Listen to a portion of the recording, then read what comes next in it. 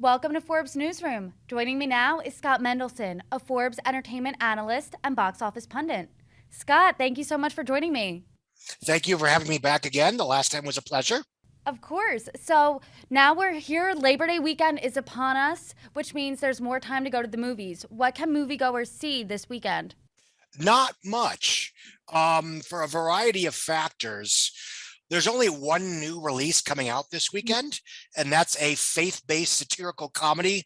I'm sorry, it's not faith-based. It's a satirical comedy from Focus Features called Honk for Jesus, Save Your Soul.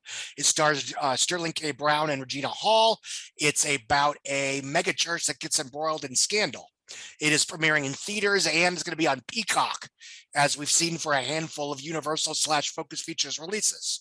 So otherwise, the big new releases this weekend are Jaws, which is coming back to various 3D and or IMAX screens, and Spider-Man No Way Home, which I imagine everyone listening to this has seen or watching this has seen in theaters at least once.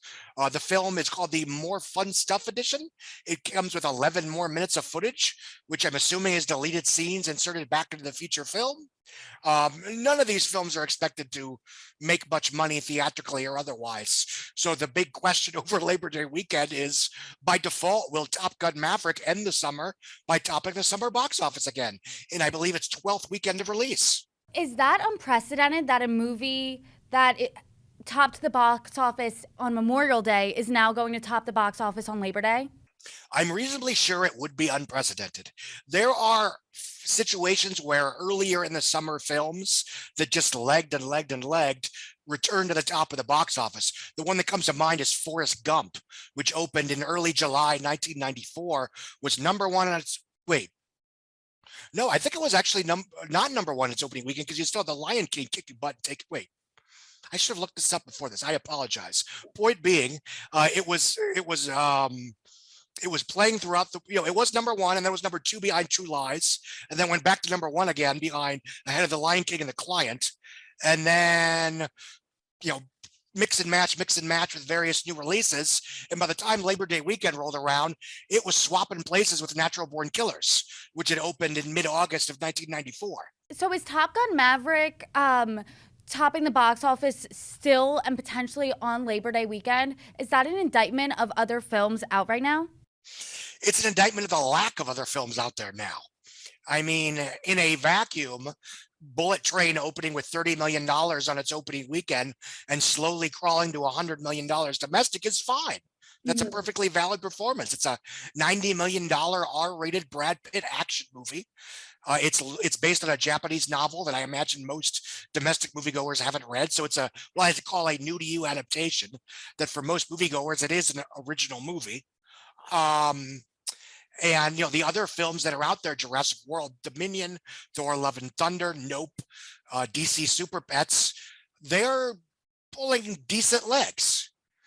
The only reason that it's possible that Top Gun Maverick might end up number one is because there hasn't been a major new release since Bullet Train in early August. So the indictment is on not the films in the marketplace, that there's nothing been there to take their place. And why aren't there as many films being released? It's a multitude of, unfortunately, concurrent factors. You have films that have been delayed due to COVID-related post-production delays. You have a certain streaming is more important than theaters mentality, that even if the studios are starting to snap out of that, and even if Wall Street's starting to snap out of that, it's not a light switch that you can just turn on again at the clock of, at the spur of the moment. So the consequences of those streaming over theaters choices are still reverberating in the industry. The other thing is we're about to enter the fall festival season. So a number of quote unquote big films like Don't Worry, Darling, or The Fablemans, or Netflix's Knives Out sequel, Glass Onion, I believe that's called, that might have theoretically gotten something resembling of a theatrical release in September or even early October. They're instead opening later than they otherwise might have, because they want to get the splashy festival debut first.